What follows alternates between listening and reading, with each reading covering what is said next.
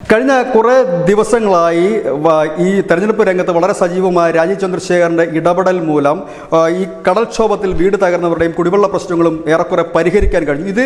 അതിനെ പിന്തുണച്ചുകൊണ്ട് ഒരുപിടി കോൺഗ്രസ് നേതാക്കളാണ് കഴിഞ്ഞ ദിവസം കോൺഗ്രസ് വിട്ട് BJP-യിൽ എത്തിയിരിക്കുന്നത്. 48ഓളം നേതാക്കളാണ് BJP-യുടെ സംസ്ഥാന കാര്യാലയത്തിലെത്തി അംഗത്വം സ്വീകരിച്ചു. ഇതിൽ നെയ്യാറ്റിങ്കര സഹകരണ ബാങ്കിൻ്റെ ഡയറക്ടറായിരുന്ന R. ചന്ദ്രൻ, മുൻ youth Congress block secretary Anand അടക്കമുള്ള 48 പേരാണ് ഇന്നലെ BJP സംസ്ഥാന കാര്യാലയത്തിലെത്തുകയും അവിടെ NDAയുടെ സ്ഥാനാർത്ഥി രാജീവ് ചന്ദ്രശേഖരൻ VV രാജേഷിൽ നിന്നും അംഗത്വം സ്വീകരിക്കുകയും ചെയ്തത്.